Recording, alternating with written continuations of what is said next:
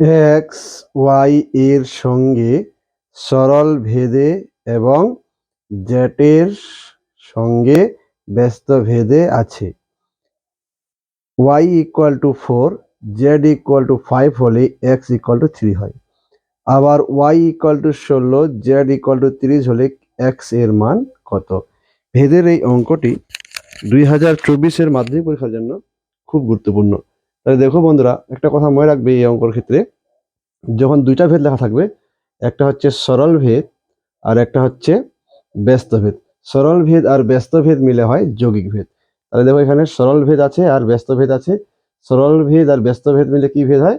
যৌগিক ভেদ। তাহলে আমি এখানে লিখব যৌগিক ভেদ অনুসারে পাই, বা যৌগিক ভেদের আরেকটা নাম আছে মিশ্র ভেদ। তাহলে আমি লিখব মিশ্র ভেদ অনুসারে পাই।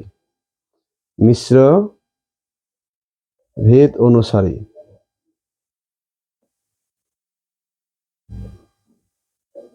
পাই।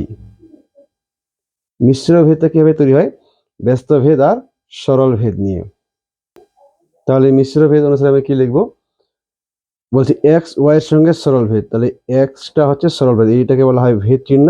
তাহলে ওয়াইটা হবে উপরে, সরল ভেদ উপরে হয়, জেড ব্যস্ত ভেদ জেড সেটা নিচে হয়। তাহলে এবার ভেদকে তুলে দিয়ে, এই চিহ্নটাকে তুলে দিয়ে কি করতে হয়? সমান সমান কে আনতে হবে। তাহলে কে নিয়ে আসলাম, ওয়াই ওয়াই জেড। এবার মানগুলো দেওয়া আছে y4 z5। তাহলে y4 আর z5 হলে x সমান সমান 3 হয়। x সমান সমান 3 হয়। তাহলে এবার আমি মানগুলো এইখানে বসাবো। এই x আছে, তাহলে x এর মান দেওয়া আছে 3। তাহলে আমি আগে 3টাকে লিখবো, সমান সমান, তারপরে কি আছে, k এর মান এখানে নেই, অর্থাৎ k এর মানটা বের হবে। তারপরে y উপরে আছে, z নিচে আছে, তাহলে 4টাকে আমি উপরে লিখবো, 5টাকে আমি নিচে লিখবো। এবার তাহলে k এর মানটা কিভাবে বের করব? 4টাকে কি করতে হবে? উল্টে দিতে হবে। 5টা হবে উপরে আর 4টা হবে নিচে, ইন্টু 3। এবারে আমি এটাকে গুণ করে দেব, 5 3 15, নিচে 4। তাহলে k এর মান আমি পেয়ে গেলাম 15/4। এবার কিভাবে লিখতে হবে? আবার সরেয়া বয়াকার র, আবার দিয়ে লিখতে হবে। এই যে এখানে দেওয়া আছে y 16 z 30 হলে x এর মান। তাহলে y হচ্ছে 16 আর z হচ্ছে 30। তাহলে বলতে হবে হলে x এর মান কত, মানে কোশ্চেন মার্ক। তাহলে এবার আমি বের করব, দেখো কি হবে।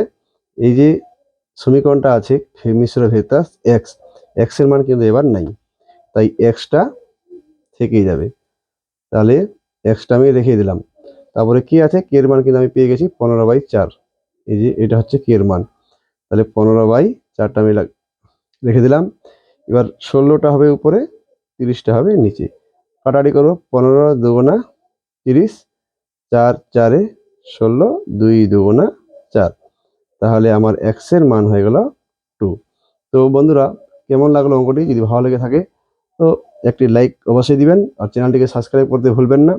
মাধ্যমিকে ভালো রেজাল্ট করতে গেলে আমার এই চ্যানেলটি খুব সাহায্য করবে, কারণ আমি শুধু আমার এই চ্যানেলে মাধ্যমিকের গুরুত্বপূর্ণ অঙ্কগুলি আপলোড করে থাকি। ধন্যবাদ।